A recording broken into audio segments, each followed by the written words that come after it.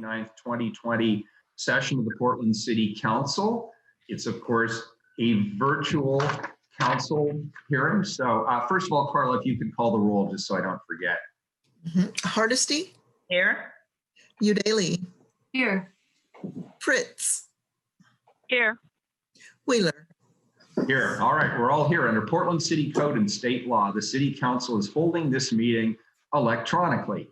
All members of council are attending remotely by phone, and the city has made several avenues available for the public to listen to the audio broadcast of this meeting. The public can also provide written testimony to council by emailing the council clerk at cctestimony@portlandoregon.gov. That's cctestimony@portlandoregon.gov. The council is taking these steps as a result of the COVID-19 pandemic and the need to limit in-person contact and almost got all the way through it, almost did, to promote physical distancing. The pandemic is an emergency that threatens the public health, safety, and welfare, which requires us to meet remotely by electronic communications. Thank you all for your patience, flexibility, and understanding as we manage through this difficult situation to do the city's business. With that, Carla, first up is communications, and I'm told we have to read each of the communications slots, even if individuals are not present. So if we could start with 3, 2, 1, please. Did you want the city attorney's opening statement? Oh, I'm sorry, I forgot that. Lindley, Lindley, you're the attorney this morning. Good morning. Good morning. Morning. To participate in council meetings, you may sign up in advance with the council clerk's office for communications to briefly speak about any subject. You may also sign up for public testimony on resolutions or the first readings of ordinances.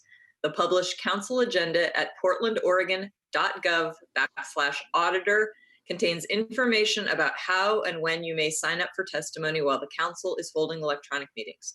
Your testimony should address the matter being considered at the time. When testifying, please state your name for the record. Your address is not necessary. Please disclose if you are a lobbyist. If you are representing an organization, please identify it. The presiding officer determines the length of testimony. Individuals generally have 3 minutes to testify unless otherwise stated. When your time is up, the presiding officer will ask you to conclude.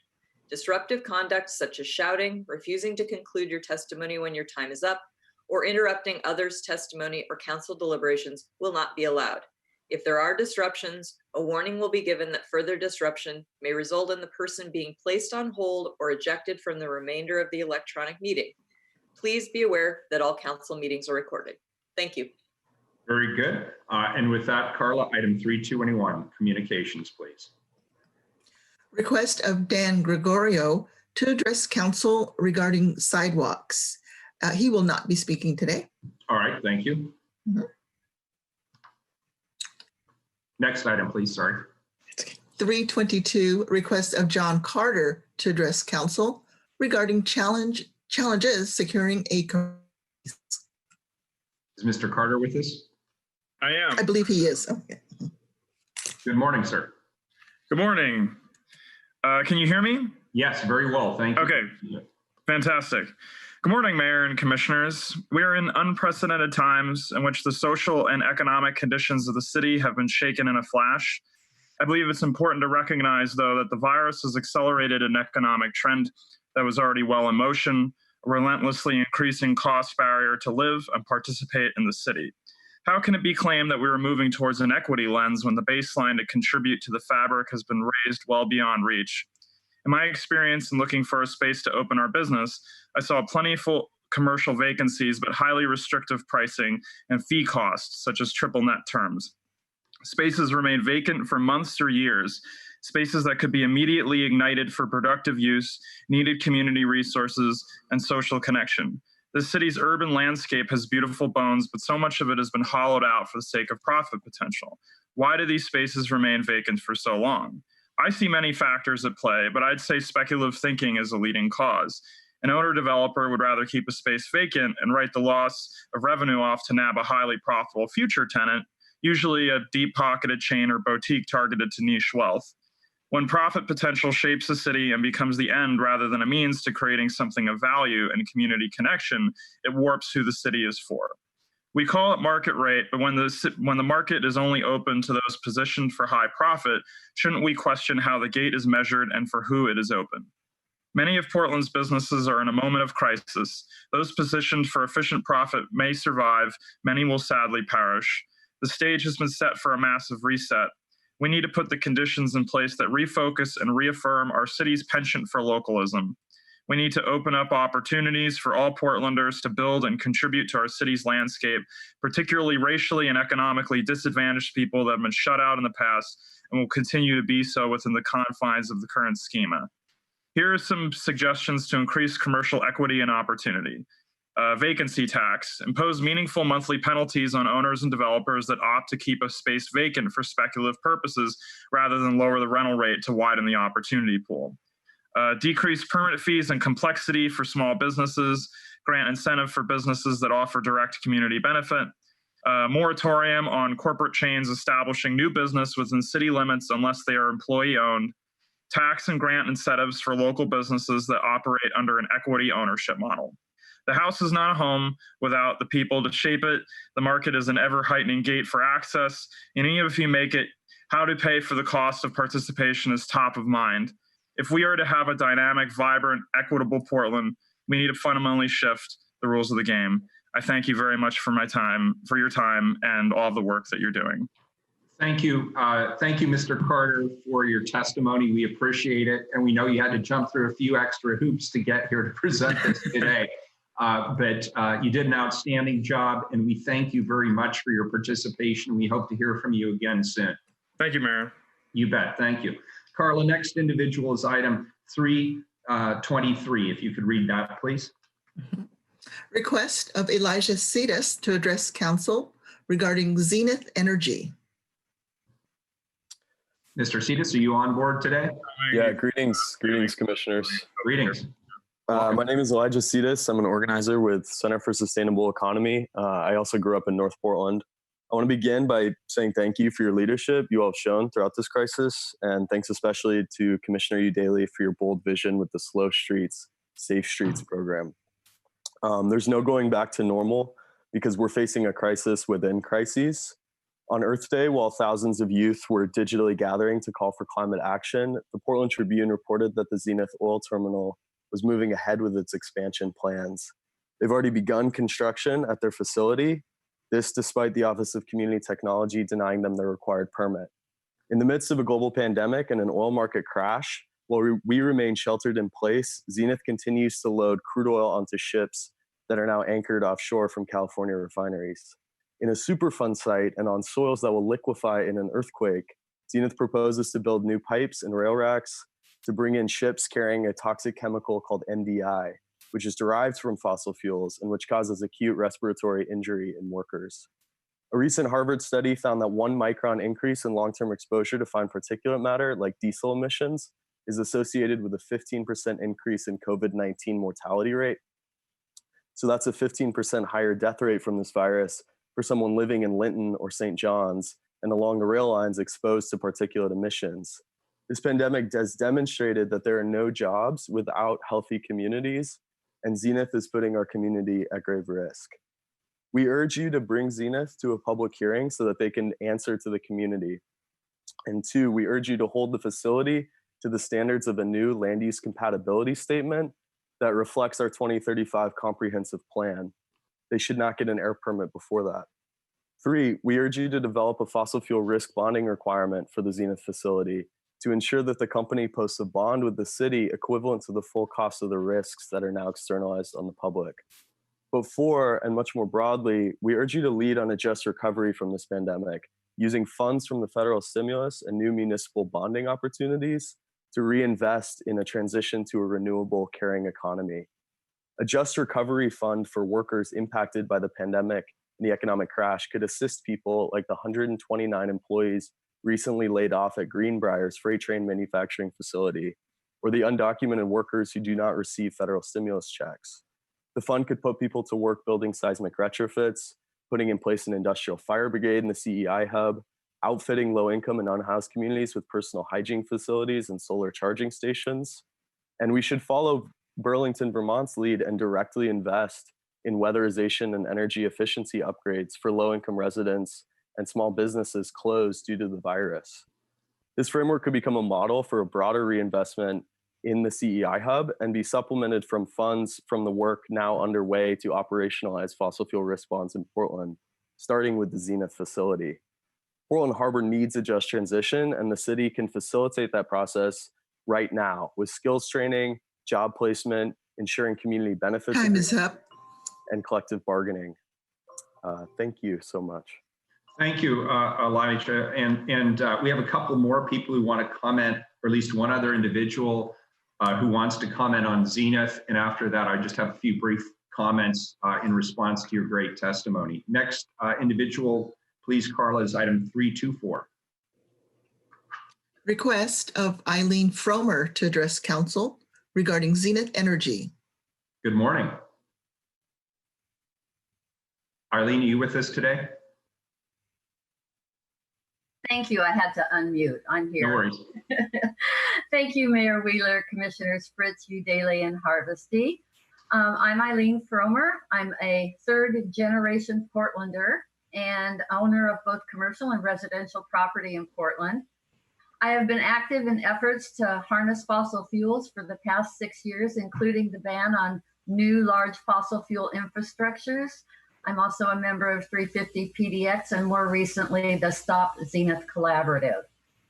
I am aware that Zenith has applied for several new permits to add pipes, pumps, and new rail car unloading platforms. However, I'm here specifically to speak about their request for a long overdue air quality permit.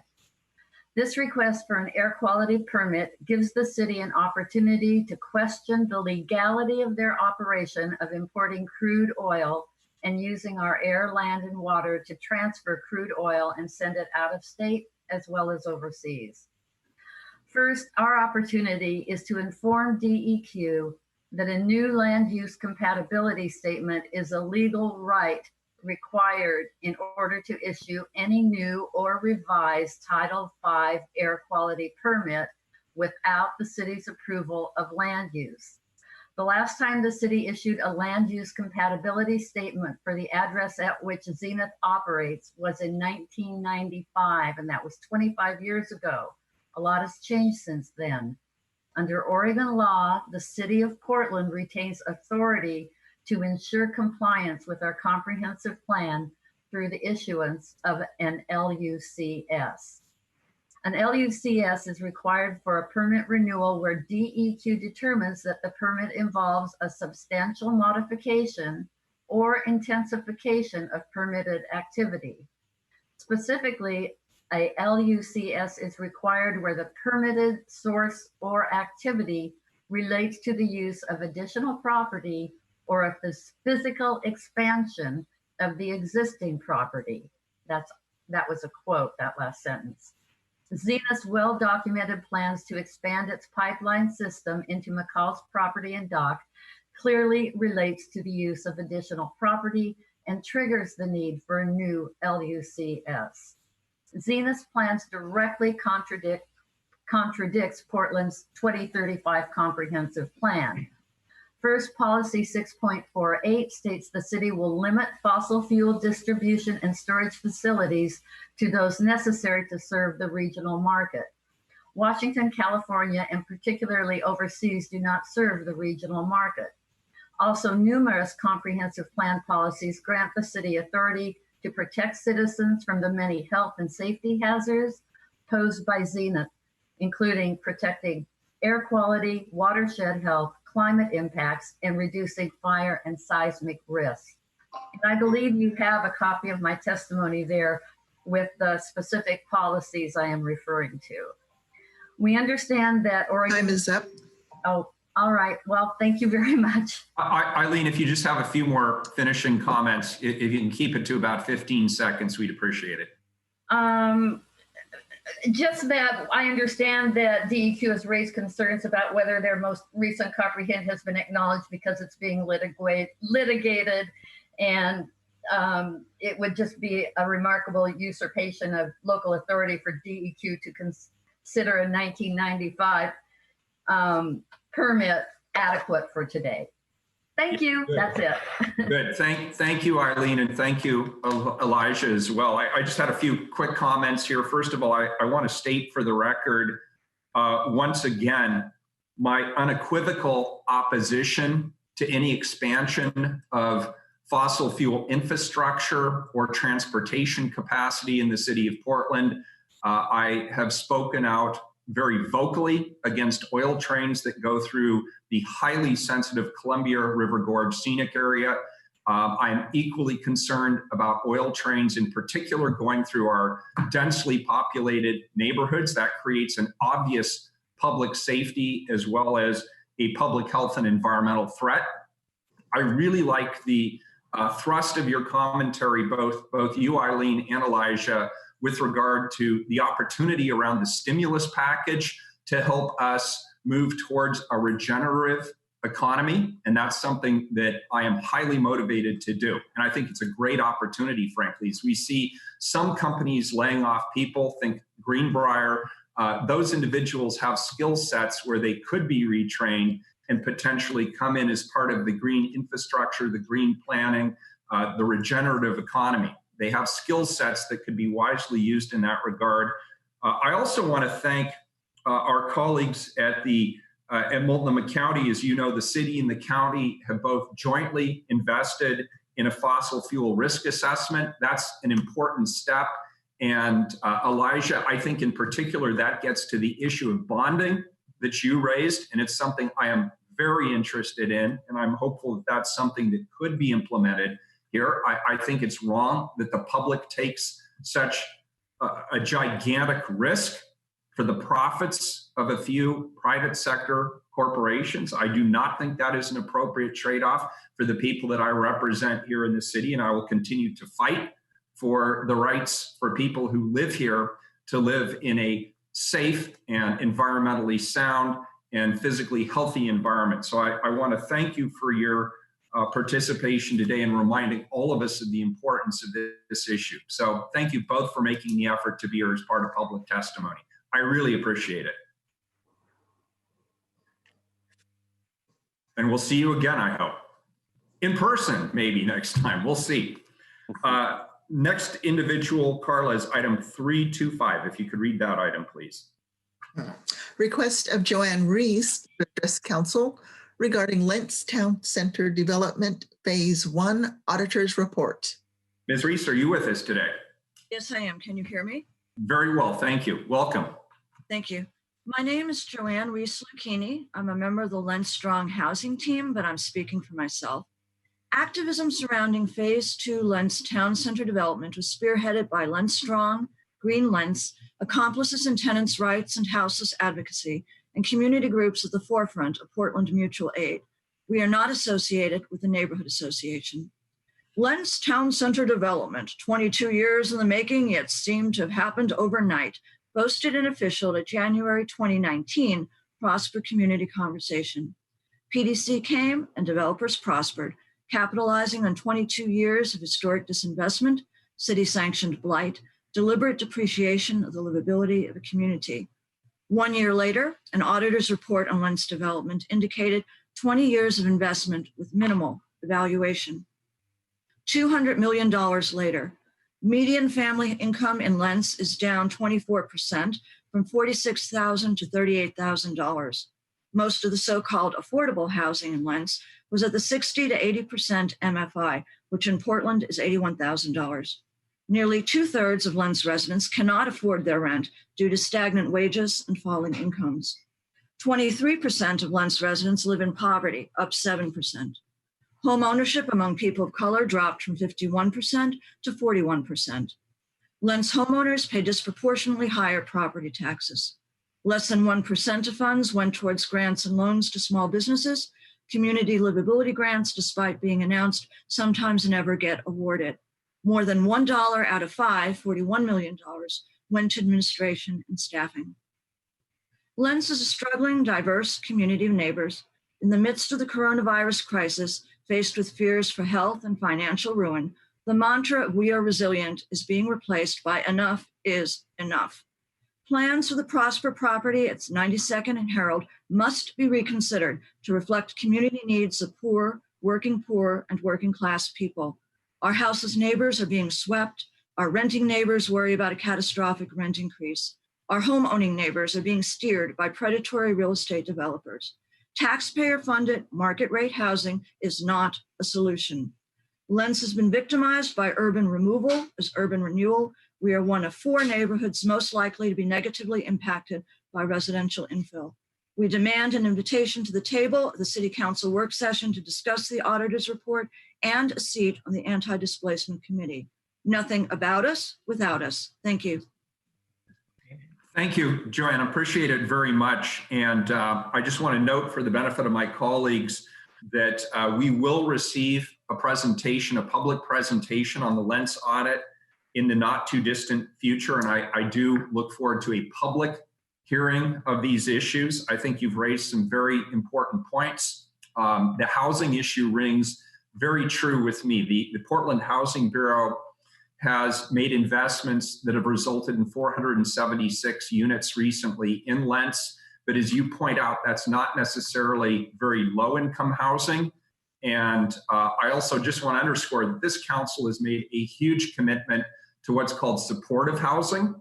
And supportive housing, of course, includes many people who have zero income, people coming in right off the streets. Those are the most chronically homeless. It then connects them to either substance abuse or mental health or job training services, whatever they need to be successful in the community.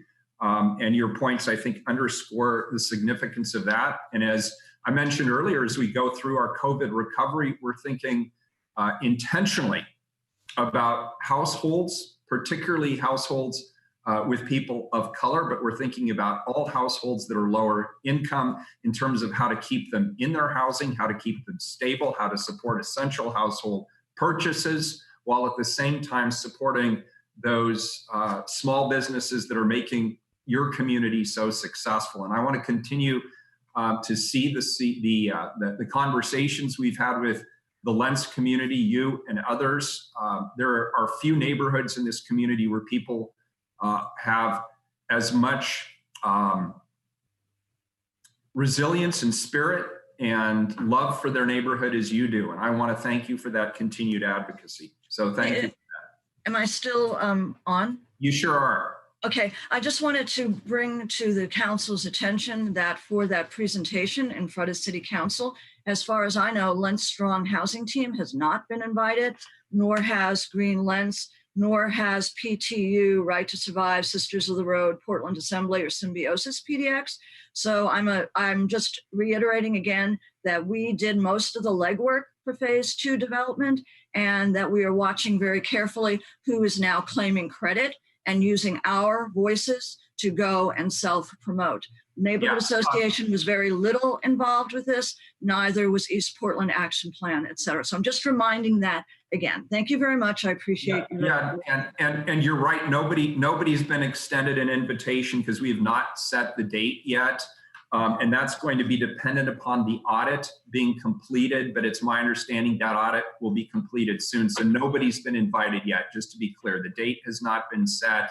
No invitations have been sent. We will absolutely make sure that we advertise the heck out of it so people know that the conversation is happening. And I'm sure there'll be lots of conversations between now and then. So okay, because I just wanted to say one more thing, and then just sure. Semi-facetiously, is that it took 20 years in order to get that first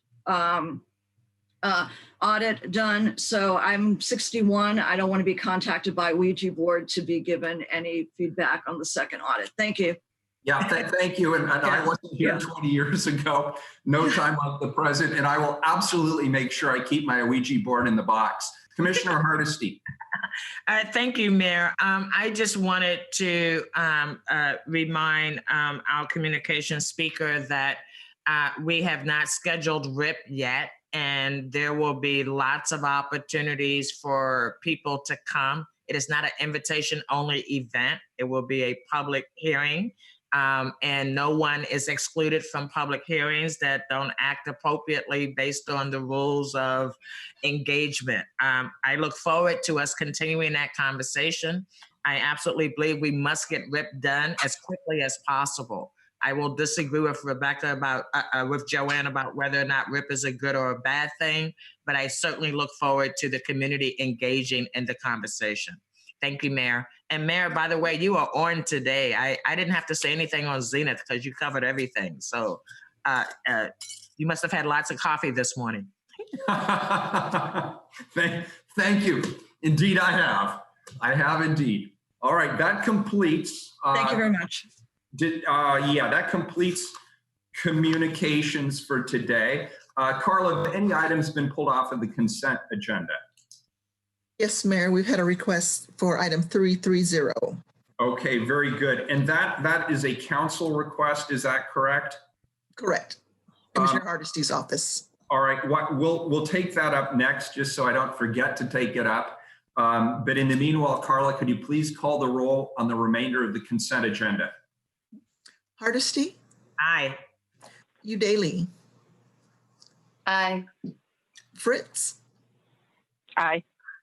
Wheeler? Aye. The consent agenda is adopted, and if you could read 330, assuming Commissioner Fritz, do we have people from the Water Bureau who can respond to any questions from Commissioner Hardesty?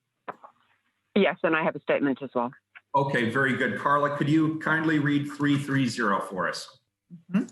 Amend intergovernmental agreement with the Regional Water Providers Consortium for a no-cost time extension to provide staffing services. Colleagues, this is a second reading. We've had a presentation and the opportunity for public commentary. This has been, it was on the consent agenda previously, so it was moved to second. And Commissioner Hardesty has some comments. Why don't I start with Commissioner Fritz and then we'll move to Commissioner Hardesty, if that's okay? Commissioner Fritz? I would hope so. It's my item.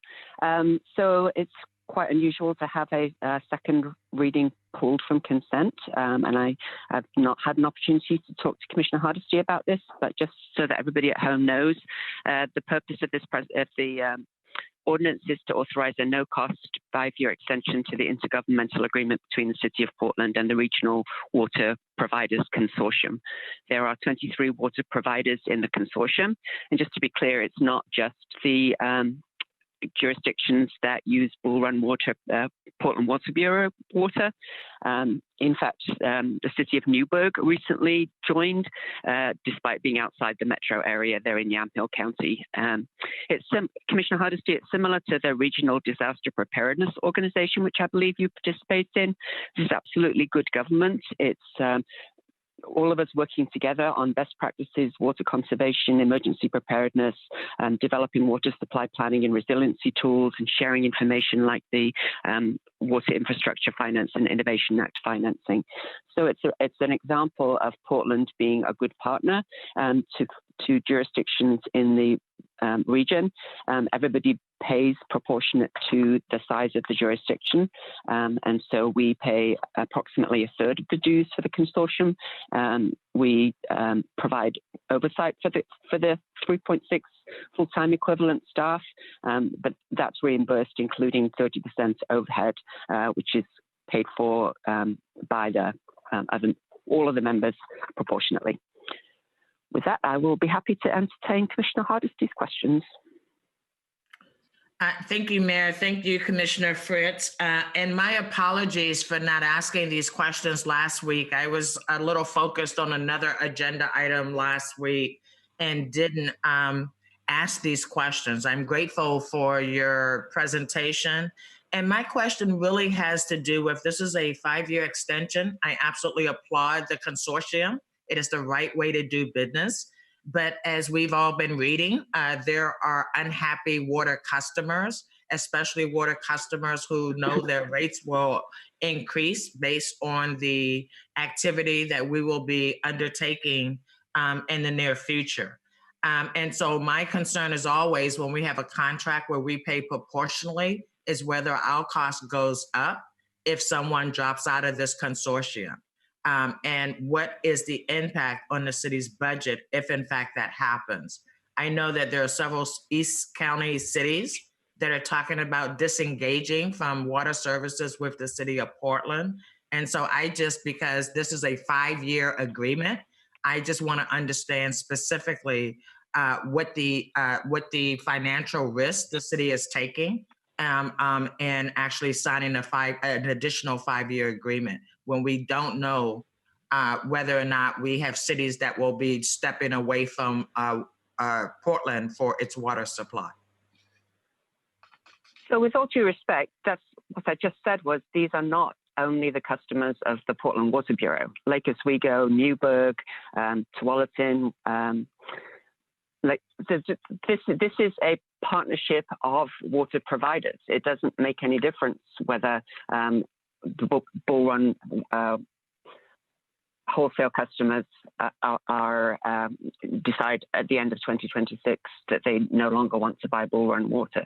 This is about regional providers of water working together to address common goals and values.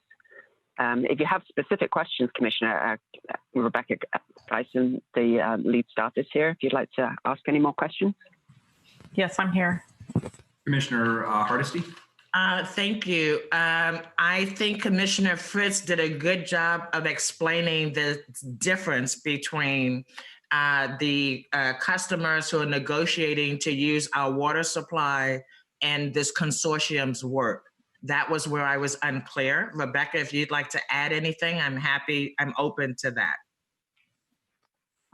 Thank you. This is Rebecca Geisen, Managing Director of the Regional Water Providers Consortium. Mayor and Commissioners, I guess I would just add that this organization has been together since 1997. And as Commissioner Fritz mentioned, it's most of the water providers from the 3-county area, and it is completely separate from the wholesale relationship that the Bureau has with its wholesalers. Many of the wholesalers are members, but again, the work is completely separate, and all of the members contribute and participate in a very collaborative manner. That answers my questions. I thank you, Rebecca. I thank you, Commissioner Fritz. Thank you, Mayor. You got it. Thanks a lot. If there's no further business on this item, Carla, could you please call the roll? It's a second reading. Hardesty. I am very appreciative, Commissioner Fritz, and for your staff and actually trying to help me understand the difference between these two water efforts. And I thank you very much, and I vote aye. Daly. Aye. Fritz. This is an example of us working with other jurisdictions. Commissioner Hardesty, if you ever have questions, you're welcome to give me a call anytime. Aye. Wheeler. Aye. The ordinance is adopted. We'll move to the regular agenda, please. Item number 332. I'm sorry. Authorize the Bureau of Environmental Services to acquire certain permanent and temporary property rights necessary for construction of the Montvilla North Sewer Repair Project through the exercise of the city's eminent domain authority, project number E10385. Colleagues, Environmental Services provides sewer and stormwater services to meet the city's current as well as future needs, and of course, to protect the public health, property, water quality, and the environment. The Montvilla North Sewer Repair Project in Northeast Portland will repair and replace over 3 miles of pipe that are at risk of failure. While most pipes in the project area are in the public right-of-way, several segments are on private property and require the city to obtain temporary as well as permanent property rights. Here today to give a brief presentation are Eric Dershbeck, Supervisor, and Daniel Tariku, who's the Construction Project Manager. They are both tremendous public employees in the Bureau of Environmental Services. Eric and Daniel, take it away. It looks like you've got your presentation all teed up. Yes. Good morning, Mayor and Commissioners. I'm Eric Dershbeck with BES, and we also have Daniel Tariku here with us. Daniel, are you there?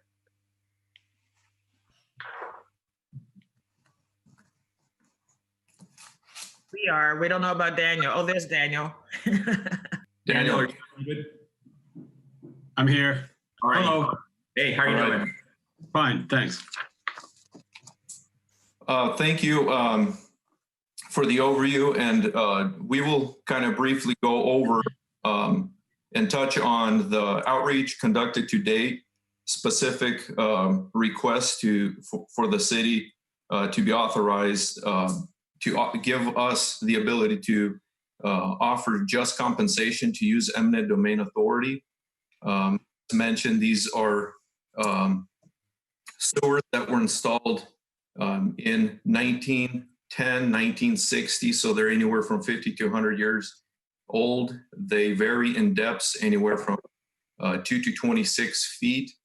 And these are segments that have been TV inspected and reached the end of their useful service life and have become structurally deficient, high-risk pipes that may fail in less than 5 years. These possess an unacceptable risk to the city and the ratepayers. And while most of the project is located in the right-of-way, we do have several segments that are either in narrow or non-extend easement locations. The objective of the project is to rehab efficient pipes to their integrity.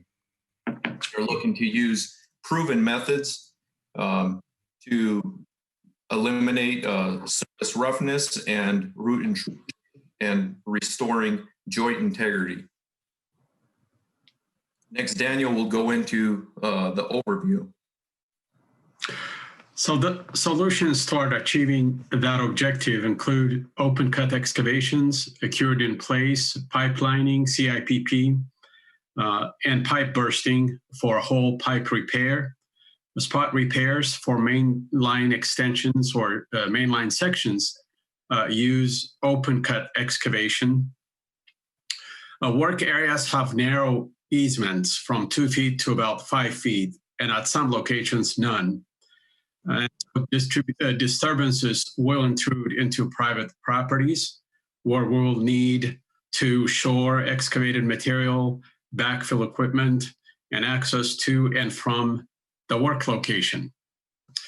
And as you can see on the sketch from the right here shows a typical temporary construction footprint, including access and storage. That's the shaded areas. We did specific outreach, including letters, emails, phone calls, and site visits to all properties affected by the easements, and have been having ongoing communication with the property owners over the past couple of years, and more frequently for the past few months. We will restore all affected areas, sites to pre-construction conditions, if not better, and make sure to reach out to the property owners for their feedback. The cost of acquiring the need of property rights will be determined by an independent appraisal during the eminent domain process. And the schedule, the projected schedule is reflected here. We're hoping to finalize these easements sometime in June, notify and continue to maintain our communication efforts with the residents, and then execute the work sometime end of June through the summer. And we thank you for your time and be happy to field any questions you might have.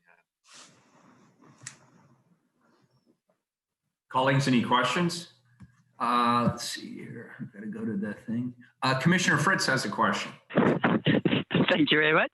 I'm wondering, have you contacted the property owners to let them know that this was on the agenda? Yes, we did. Yes. And have you heard any concerns from any of them? Not that I'm aware of. John, do you want to, have you heard any? Good morning, Mayor and Commissioners. John Deo with the Bureau of Transportation Right-of-Way section. I've been working with the BES Public Involvement Group on outreach to the property owners, and we've received no significant concerns. I think all property owners are aware that this work is necessary. They realize it's going to be, kind of a temporary inconvenience. No significant concern to date. Thank you. Any further questions, colleagues? Carla, is there any public testimony on this item? No one signed up. Very good. I'd like to thank our presenters. I'd like to thank Asena Lawrence from Team Fish/Wheeler for her hard work on this item as well. This is a first reading of a non-emergency ordinance. It moves to second reading. Next item, 333, please.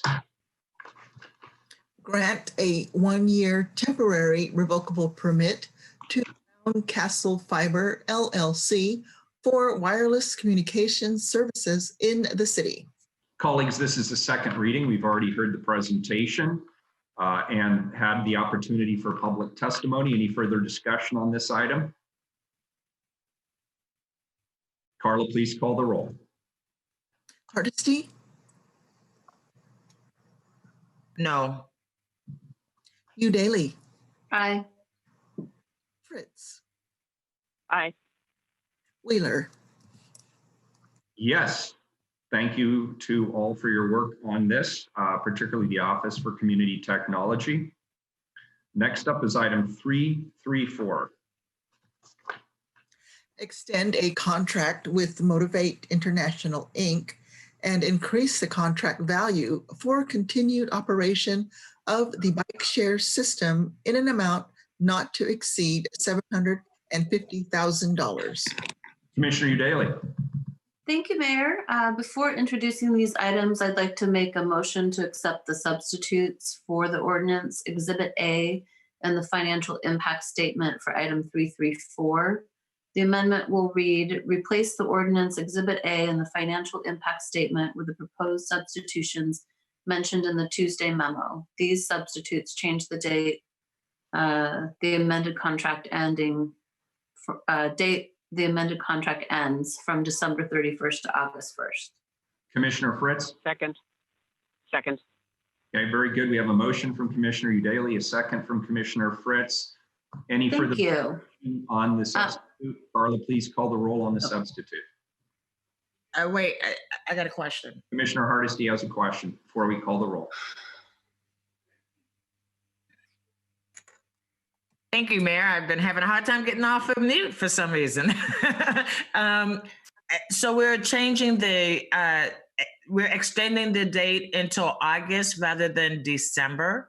And is that still? We're actually decreasing it. So it's December 31st, 2020 to August 1st, 2020. And is there a financial difference between the first one and the second? I haven't seen your amendment. So. I don't have, do we have staff here that can speak to this? On board. Catherine, Carlo, could you answer that question for Commissioner Hardesty, please?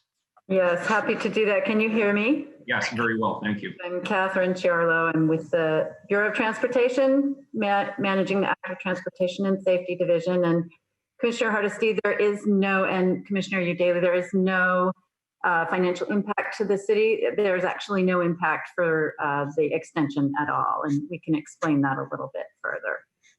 But there's no different financial impact between December and August. I thought we were adding $750,000 additional dollars to extend it through December. What we're actually doing is increasing the authority of the contract. The money comes from the Bike Share Operating Fund, which is completely funded through bike share user trips and sponsorships. So it's not money that we as the city are putting into the system.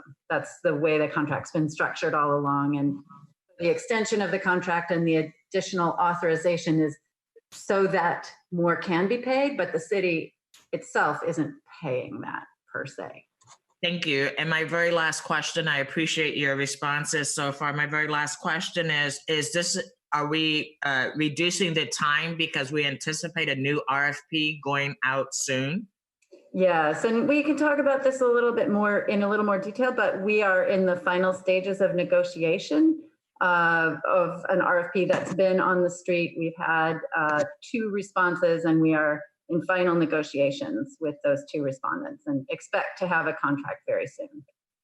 Thank you so much. That answers my questions. Great. Thank you. Thank you, Catherine Charlo, for answering those questions. Thank you, Commissioner Hardesty, for the questions. Carla, please call the roll on the substitute. Hardesty, Aye. Daly, Aye. Fritz, So I'm hoping we're actually going to have the presentation as well, but aye on the substitute. Wheeler. Aye. Substitutes on the table. Commissioner Daly. Thank you, Mayor. This contract extension helps ensure that Portlanders will have continuous access to an affordable transportation option. PBOT is currently in contract negotiations for an improved and expanded Biketown system of electric assist bicycles. Bike share, Bike share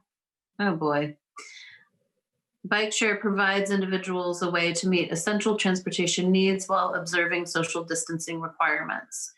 Exercise is important for mental and physical health, especially during times of stress. Bike share provides an accessible option for Portlanders to exercise and maintain their physical and mental health without going to a gym. And I'm going to turn it back over to Catherine, I think. Great. Yes, thank you. So I'm going to try to share my screen here. Hopefully this will work. Did that come through? Great. Okay. Thank you very much, Commissioner Udaly, Mayor Wheeler, and council members.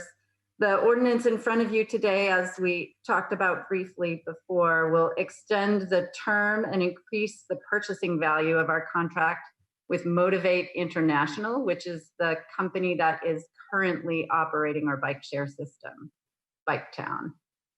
This amendment is only needed to extend us between now and the end of July, or actually the date is the 1st of August, so that we can complete negotiations with a new operator. And the amendment is really exclusively just to ensure continuous operation as PBOT transitions to the new system. As mentioned earlier, the new system will be an e-bike or electric bike system. We're looking at final negotiations with 2 providers. Either of those providers would continue under the same rubric that our current provider has been working under, which is no financial input to operate the system or to invest in capital from the city of Portland. All revenues that go in to support the system will be either from user fees or from sponsorship revenues. So we're asking to increase the contract value by $760,000, again, not city contribution, but contract value, and to increase the term or to extend the term to August 1st. We were in front of you about a year ago to do something very similar. Some of you may remember we had hoped to complete this in the year, and we're very, very close, but we just need this last couple of months. As you might imagine, the past couple of months have been a little bit crazy, but we have had successful negotiating conversations with both providers, and we're very close to making a selection and getting a contract in place. And I will say also, I will close by saying we're truly excited about what the new contract will allow Portlanders to have in terms of a bike share system. It will be a system that has a much broader citywide reach than our current system, and it will be all electric bikes or e-bikes.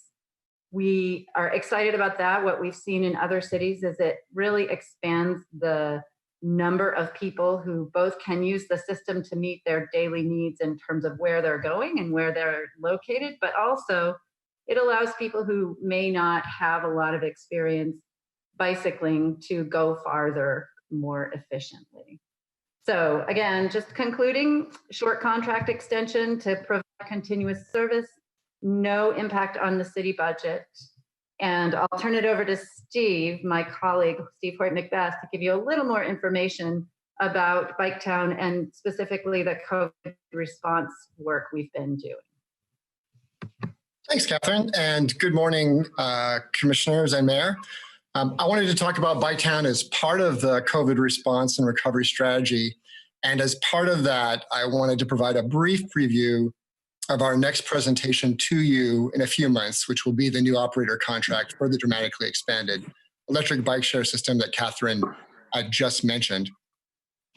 We are very proud of our successes of Biketown to date. As the slide shows, we've had 1.3 million trips since 2016, and we're especially proud of how Biketown has provided access and opportunity.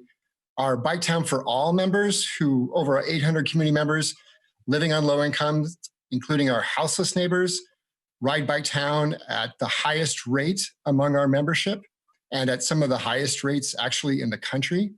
Next slide, please. Even though we were the 60th US city to launch a bike share system, we still managed to be bike share pioneers. We were the first bike share system in the country to incorporate a program for bike access for people with disabilities. Adaptive Biketown has provided a model for other cities that have followed Portland. Thank you again to Commissioner Udaley for her early advocacy on this, even before she was on council.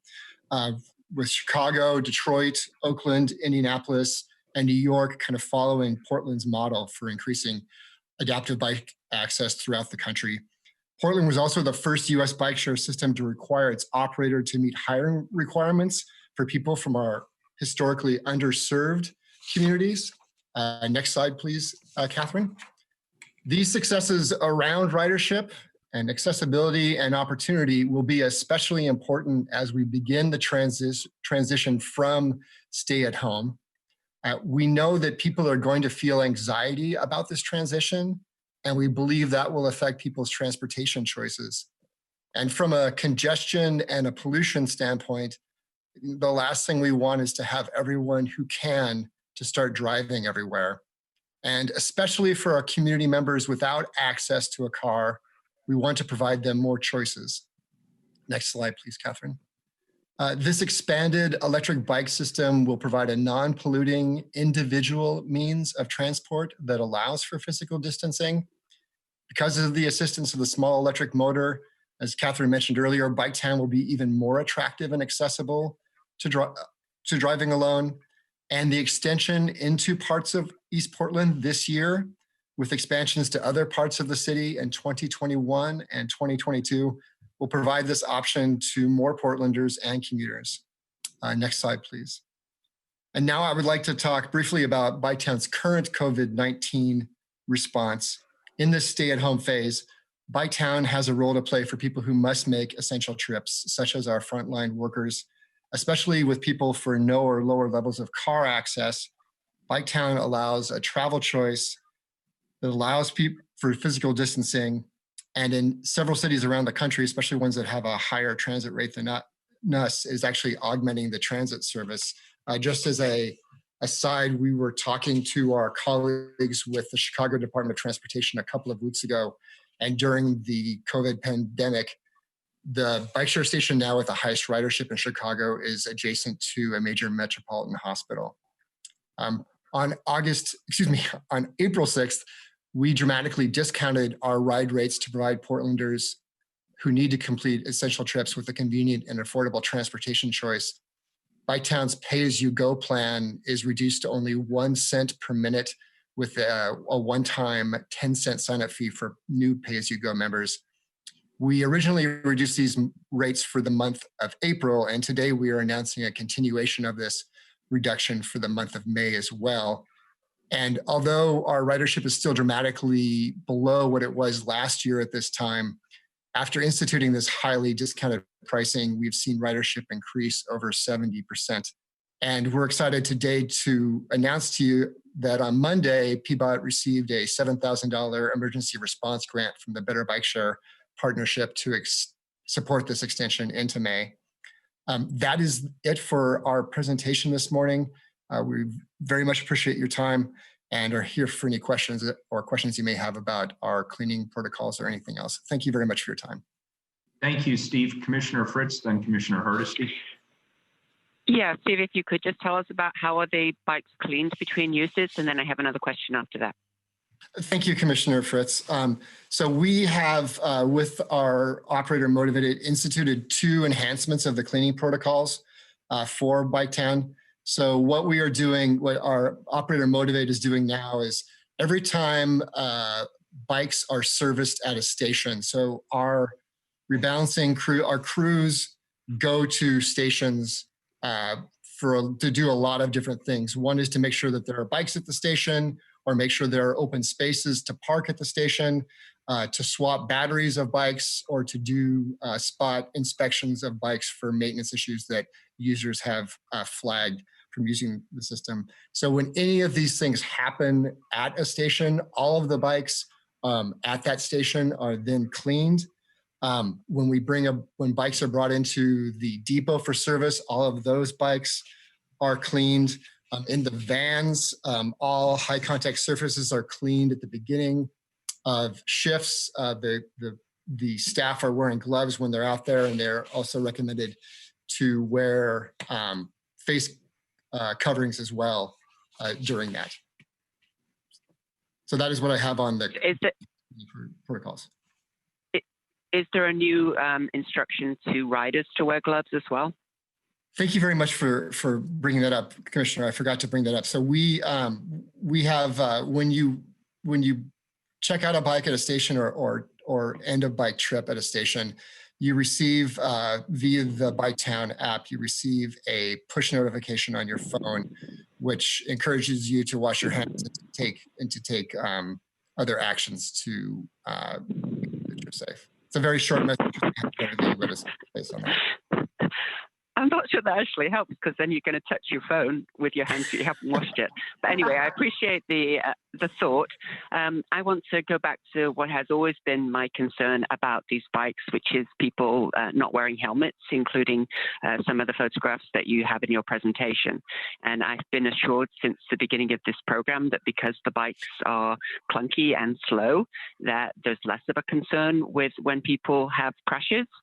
I am concerned about the e-bikes, which presumably go faster. Have you made any progress in being able to provide helmets on demand? Thank you for that question, Commissioner Fritz. I'll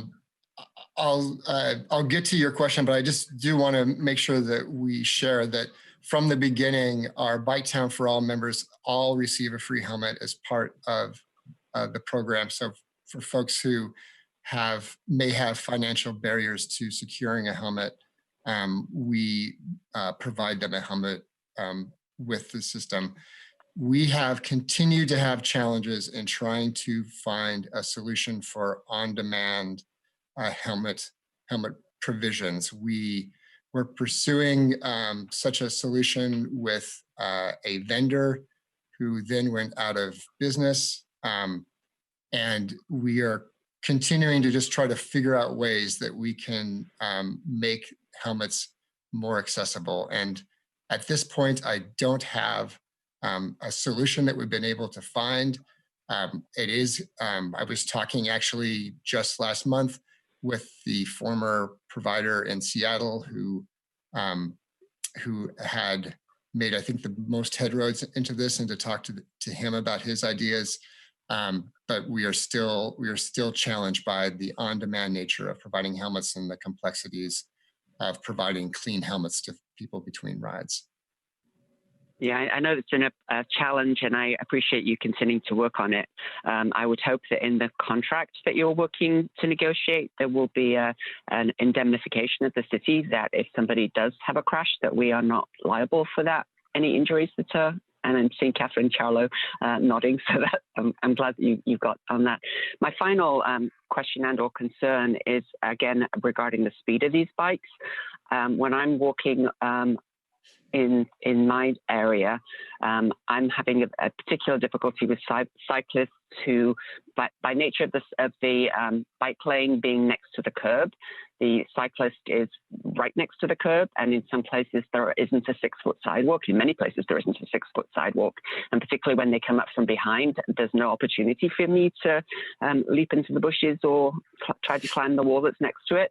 So I'm just wondering if there can be some kind of an education campaign as we start to get out to remind cyclists that pedestrians are vulnerable and not able to move as quickly. That's more of a request than a question. Thank you. I think it's an excellent idea, Commissioner Fritz. Thank you very much. And I think as if I understand your framing is not just for bike share, but just in general in terms of all people bicycling, whether on their private bike or not. And thank you very much. Yeah, and in particular, encouraging all cyclists to wear masks because that would protect adjacent pedestrians as well. Thank you. Thank you very much. Commissioner Fritz, thank you. Just pulling together a couple of those ideas. We will be doing extensive outreach as we start to implement the system, the new system, both before and during the time that the bikes get on the ground. And the question about masks will absolutely be included in our outreach materials, as will the question about spacing, appropriate spacing, because in all likelihood, we'll still find ourselves in a physical distancing environment. Also, this meshes well with Commissioner Udaley's announcement yesterday of trying to create some additional space on greenways throughout the city and potentially even in some busier street locations, try to create separation between bicyclists and pedestrians. So that will certainly support the solutions to the problem you identify, but again, there's no substitute for just as we do the outreach, reminding people that they need to be courteous to the more vulnerable users who are pedestrians. So thank you. Very good. Thank you. Commissioner Hardesty. Thank you, Mayor. And thank you both, Stephen and Catherine, for that presentation. Commissioner Fritz asked several of my questions, so I'll just go to the ones that she didn't get to in her questioning process. So the new electric bikes, as you may know, there are no Bike Town locations in East Portland. And so for this to be a citywide program of electric bikes, how will folks in East Portland have access to them? Thank you, Commissioner Hardesty. Catherine, did you want me to take that or would you prefer to take it? Okay, thank you. So as part of our request for proposal, one of the things that we required within the first phase of the new system was to include East Portland as part of that service area.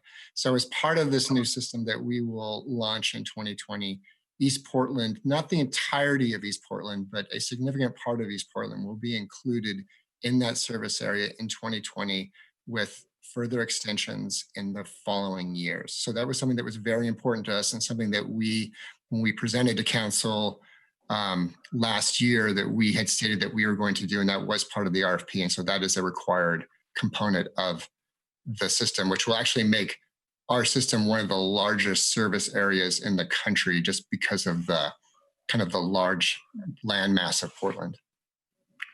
And so does that mean that there will be electric charging stations in East Portland, or does that mean I'll have to take my dead bike downtown to get it refilled?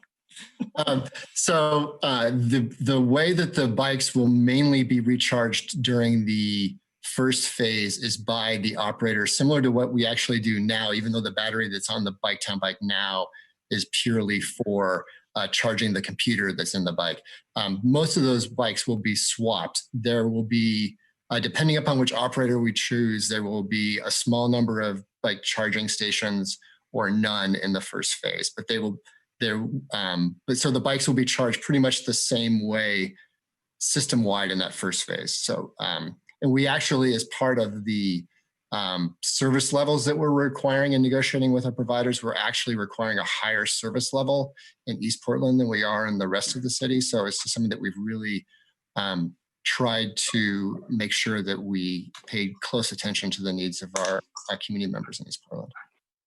Maybe I can add, one of the fascinating things about talking with these high-tech companies is that they actually have centralized ways to understand where the battery levels, the charge levels are from a central dashboard. And so they are taking responsibility as the system operator in the field. Thank you. It sounds like it's moving forward. I share the same concerns about helmets that we tell people they're supposed to wear, but we don't make them wear them. And I am hopeful that the cost, even though the cost has gone down because of the pandemic and a lack of people's mobility, I hope that the cost will also continue to be low initially so that people can get used to this new mode of transportation. so that we can actually create a new generation of bike users, especially in East Portland. So thank you so much. I love the preview of the conversation we're going to have later, and I always enjoy the Bike Town presentation. So thank you very much. Appreciate the work. Thank you, Commissioner Hardesty. Commissioner Daly, you have your hand raised. Yes, thank you, Mayor. Hi, Steve and Catherine. Thanks for being here today. And thanks for the presentation. I'm happy to see the accommodations we're making in light of the current crisis.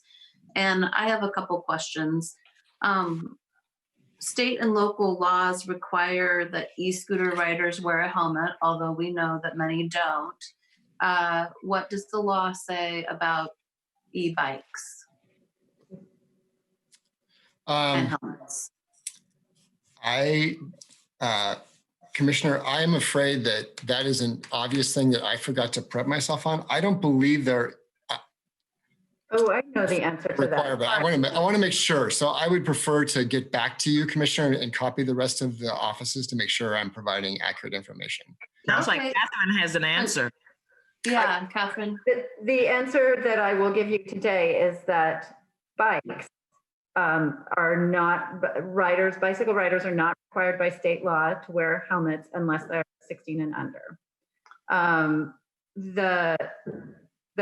And scooters are defined in state law, and they have a separate and different requirement, helmet requirement. The only reason that might come into play is if there was a case that tried to define an electric assist bike as a scooter. We don't think that's likely to happen, but that could never happen. Right now, the way the statutes look, they're bikes, the helmet requirement is not there. That was my recollection, but I wanted to make sure. And how fast will the e-bikes go that are part of the E-Town program? We have the choice to calibrate that, but right now the plan was a 20-mile-an-hour maximum. So 5 miles an hour faster than the scooters. That's correct. That would be correct. Yes. I certainly share my colleagues' concerns about helmets. Considering what's going on right now, I don't see a way that we could reasonably provide them, because I doubt if people would feel comfortable using a helmet that someone else may have recently used. I started carrying a helmet around with me when I was riding scooters downtown every now and then. I keep one at the office, or I'd have one in my bag. I think for now, we just really need to encourage users to take responsibility for that. You're going to ride a bike, bring your helmet. Also, wear a mask and bring some hand sanitizer as well. I think, everyone has to do their part to keep themselves and each other safe. So I appreciate the precautions, but don't want to leave the public thinking that no further action is needed on their part. Thank you. Thank you. Do that in the outreach efforts, both with system launch and ongoing.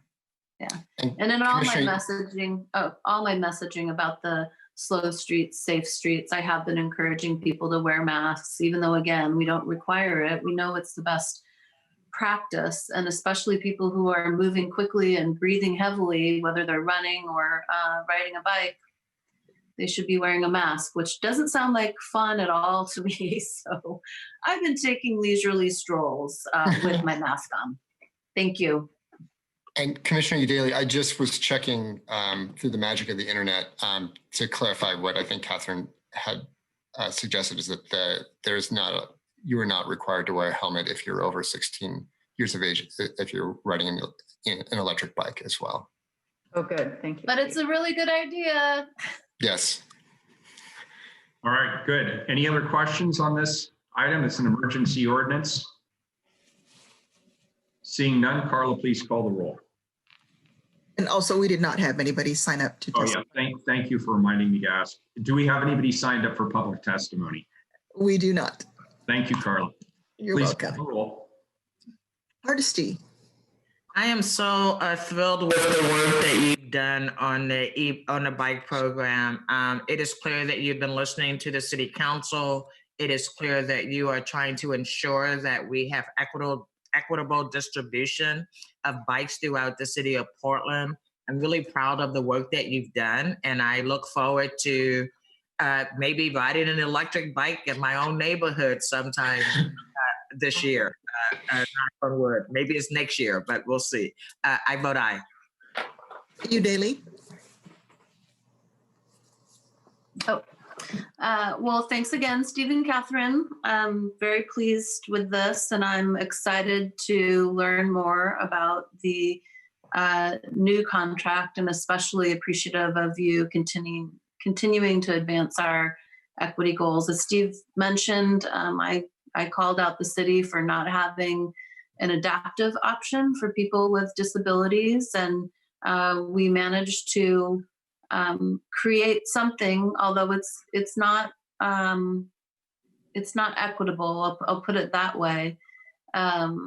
It's a start, and if I've learned anything in this job, you have to start somewhere. So, thank you again. I vote aye. Fritz. I appreciate all the good work from staff on this over many years and renegotiating the contract. Thank you, Commissioner Daly, for noting that people should be wearing helmets and masks and gloves when they are cycling. And that's for all kinds of cyclists to do the same as pedestrians to help keep everybody safe. Aye. Wheeler. I'm excited about this. This is something I'm enthusiastically supportive of. I would go so far as to say this is a game changer. Some of you remember I had minor surgery last year, and I was not able to ride my usual bike.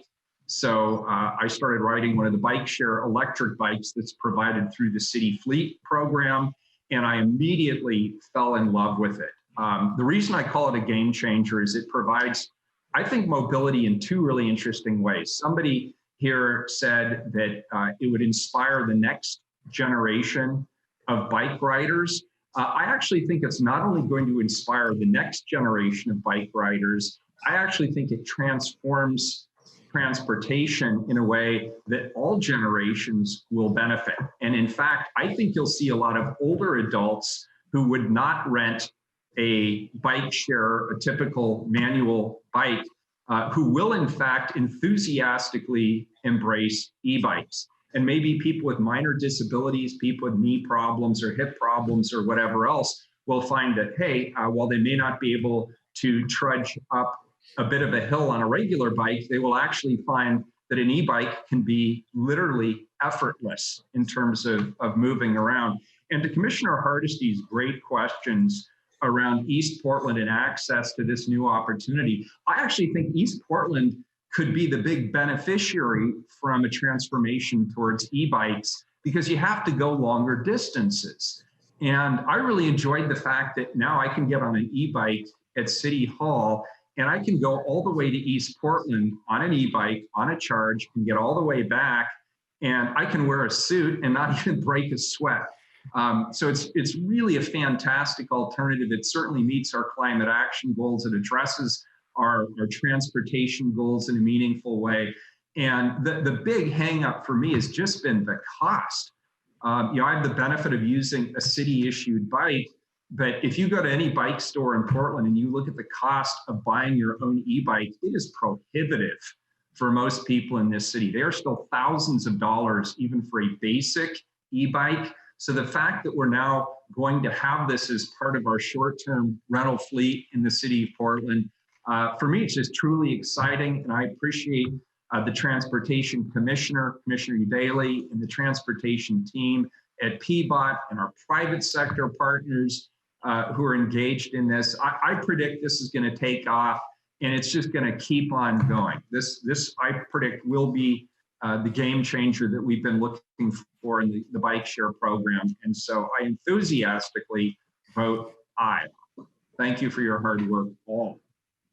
Next item, also from Commissioner Daly, is the item number 335. Authorize a contract with the lowest responsible bidder for the downtown I-405 pedestrian safety and operational improvements project for an estimated $3,183,401. Before I turn this over to Commissioner Udaly, I just have to say we should hire a poet, because this item, the way it's written here, sounds utterly boring, but I know it's the opposite of boring. So Commissioner Udaly, pump some passion into life into this otherwise bureaucratic sounding item, because I know this is a big deal. Go for it. Well, thank you, Mayor. PBOT continues to work toward improving safety for Portlanders regardless of how they travel. The Downtown I-405 Pedestrian Safety and Operational Improvements Project is a mouthful, but it also brings needed safety investments to West Burnside, one of Portland's high crash corridors. By investing in modern signals, ADA curb ramps, and safer crossings, this project will make walking, rolling, biking, and driving safer on Burnside and Cooch, adjacent to I-405, while also helping to stitch the neighborhood back together. Now, see, that's good. Stitch the neighborhood back together is so much better. That's awesome. Thank you. Yeah. And I'll just add, I lived on 19th and Hoyt for 18 years, and my shop was down on 9th and Oak. And so I have walked and biked through this area who knows how many times. And I'm just excited for these improvements because it's pretty treacherous. Awesome. Is there a presentation? Do we have staff here to talk about this item? Let's say Gabriel's here. Mr. Graff. Gabriel Graff, take it away. Thank you for that kind introduction, Mayor and Commissioners. Appreciate it. Yeah, I'm just here to ask for permission to bid to the lowest responsible bidder, this Downtown I-405 Pedestrian Safety and Operational Improvements Project. And I have just a handful of slides, which I believe someone was in advance for me. Yeah, thank you so much. They're coming. There we go. So next slide, please. So this project, its origins and location, it was first conceived in the Pearl District Access and Circulation Plan adopted by City Council in 2012. The concept from that plan is shown here. As you can see, it reconfigures the I-405 and the Cooch Burnside interchange with the goal of making it safer and easier to cross 405 on foot, and to simplify the operations for people driving and cycling through the corridor. Next slide. The project is funded by a federal fund through an ODOT grant through their enhanced program, and matched by the Portland Bureau of Transportation with TSDCs and some DTR gas tax. And next slide. And then finally, here's the diagram of what the sort of final project will look like from above. So the traffic signals at these locations, those little traffic light icons will all be upgraded to modern, safer signals. All the curb ramps will be made accessible to current standard. Northwest 16th will be simplified so that you can continue driving southbound on 16th directly to Burnside to a new signal to access it. New sidewalk, street lights, and street trees will be planted, and bike access across Burnside will be improved. There is a 15% DBE goal set by the state of Oregon for the federal funds, and I'm happy to answer any questions about the project. Very good. I have a question. I'll start off, and can you keep it on that slide, please, for just a moment? Can you, unfortunately, the list is right in front of me. Hang on, I'm going to close that for a minute. Can you explain to me what's going on 16th if I am heading north in the two-way cycle track? Explain to me what is going on there with regard to how so it looks like I'm cutting across the pedestrian crossing at 16th and Burnside to then go north in the two-way cycle track. But how am I separated from the southbound cycle traffic during that transition across the pedestrian intersection. That's confusing to me on paper. Can you unwind that for me? If I'm going north in the two-way cycle track on Southwest 16th, and I'm crossing Burnside to Northwest 16 to go northbound in the two-way cycle track, tell me what I'm doing there. Sure, absolutely, Mayor. It's essentially, if you are, say you're riding on one of those new fancy Biketown e-bikes we're all excited about, as you reach the intersection of Burnside, the traffic signal there will be provide an indication to cross at a safe time when there's not cross traffic on Burnside, and you'll go in what we call a contraflow bike lane that will be separated from the oncoming traffic or the southbound 16th traffic with a concrete separator or curb.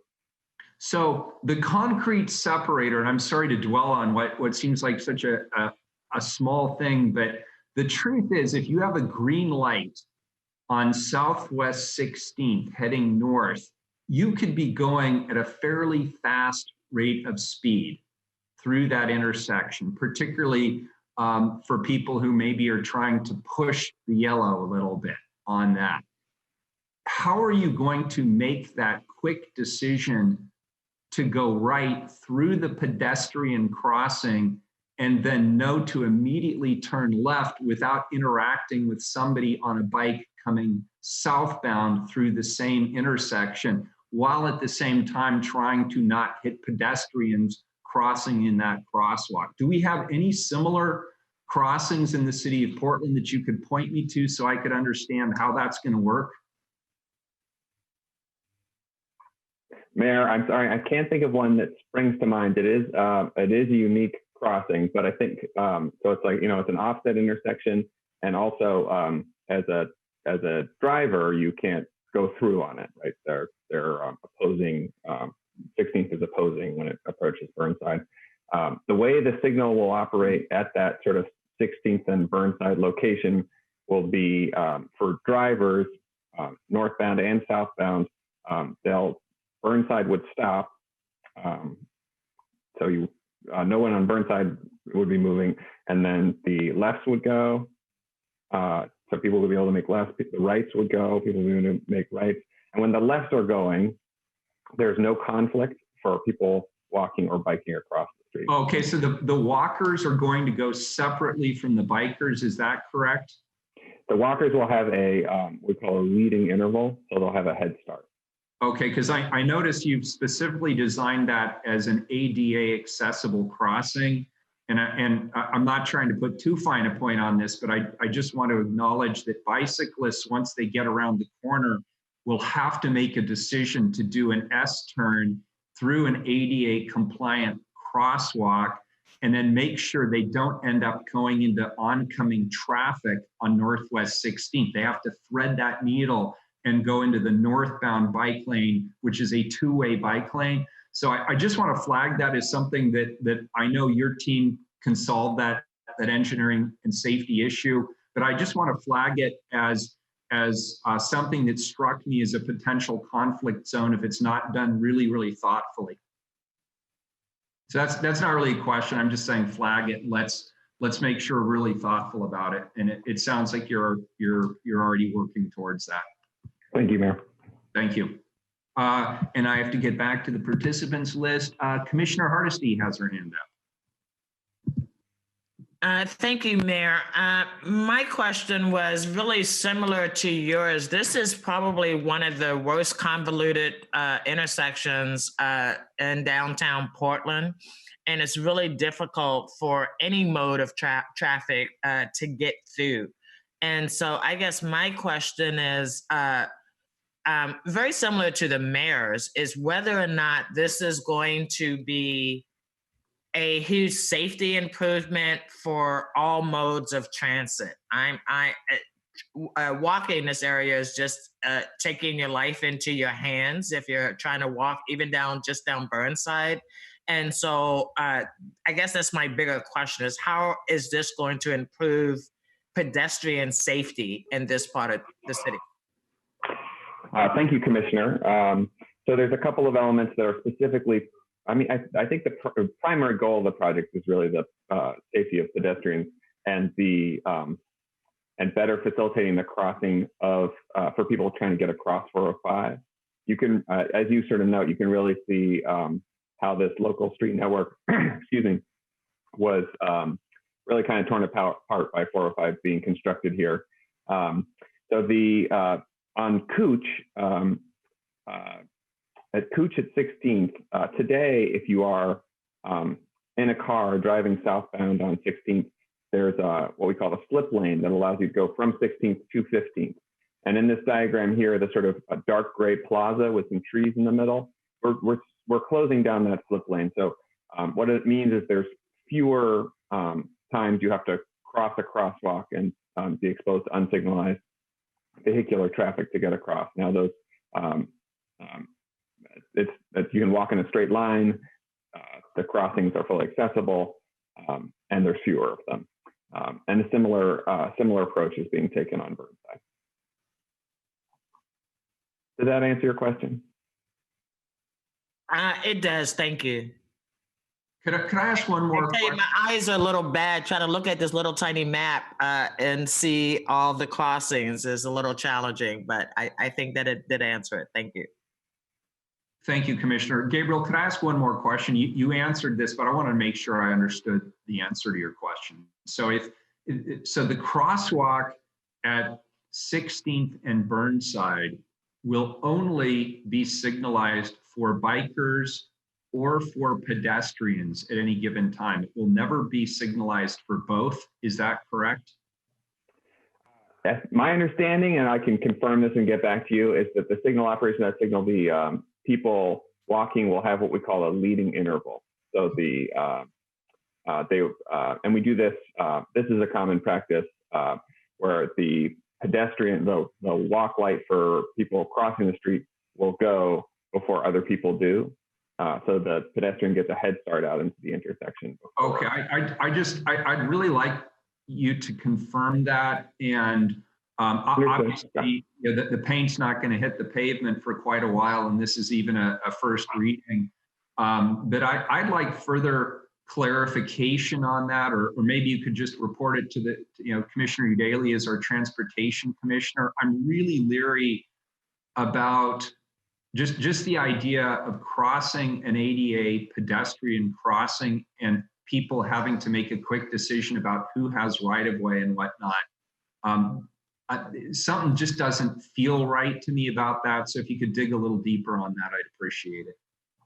Absolutely, we can get back to you. All right, thanks a lot. Any other questions, Commissioner Hardesty? No, she couldn't possibly. I see a chair. So she probably just left her hand up, would be my guess on that. Any further comments on this before we move it? Very good. Item 335 is a first reading of a non-emergency ordinance. It moves to second reading. Thank you, Commissioner Daly, and thank you, Gabriel, for a good presentation. Looks great. Pleasure to be here virtually with you all. Thank you. Yeah, we'll see you next time. Carla, item 336. I should have asked, was there any public testimony on 335? No one registered, Mayor. All righty, good. We'll still take public testimony on that through email if people want to give us their thoughts, having heard the conversation. Item 336, please. Authorize intergovernmental and grant agreements in support of the Water Leak Repair Assistance Program for income qualified Portlanders in an amount not to exceed $1,250,000 over a period of 5 years. Colleagues and or chairs, this is a second reading of a non-emergency ordinance. We've already heard the presentation and had the opportunity for public testimony. Is there any further discussion on this item? Seeing none, Carla, please call the roll. Hardesty. Aye. Udaly. Aye. Fritz. Well, thanks to Sarah Santner for the presentation and for all your work on this program. As I mentioned last week, Mayor Wheeler and I are working with Environmental Services and the Water Bureau to expand our assistance to customers at this time. But this is a very good first step, and we'll be back with more as soon as we can. Aye. Wheeler. I vote aye. The ordinance is adopted. The ordinance passes. Thank you all for that. And Carla, I believe that completes our agenda. Is that correct? That's correct, Mayor. All right. Thanks, everybody. We'll see you soon. We are adjourned. Well done. Thank you.